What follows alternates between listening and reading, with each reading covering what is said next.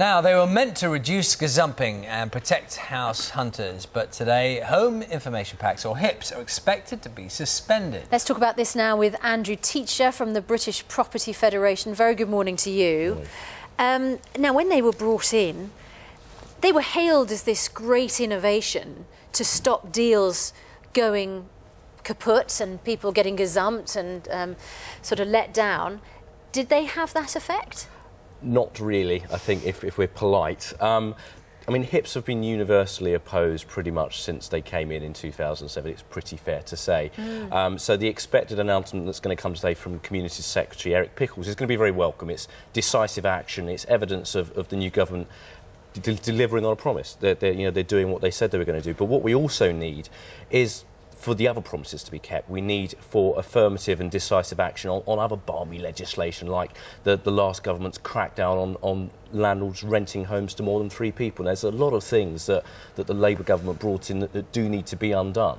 Now, I remember when HIPs was launched, we talked a lot about the sort of business of HIPs. There were going to be 3,000 inspectors being trained up.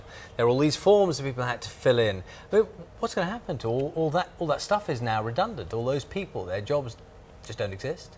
Well, there are likely to be some job cuts from this, that's pretty evident. But I mean, the good thing, if we want to balance it out a little bit, the good thing that will be kept is the Energy Performance Certificate, the EPC. And what that is, that's basically a grade that tells you how good your building is in energy and environmental terms. In the same way that you have a rating on your fridge, you will have a grade on your house that says it's A, B, C, D, E, etc. And that's because it falls within European law. That has to be there. So while the government can snap its fingers and say no more HIPs, it can't do that with the EPC because it's the EU that says you have to have one. So, on the positive side, the EPC chaps, they will keep their jobs and will still be able to, comply with that legislation. All right, yes, because we've already had an email from someone this morning who said that their client wanted to cancel the HIP, but they were pointing out that might or might not happen, but you must get this certificate, that is going to remain. Is that something that you pay for?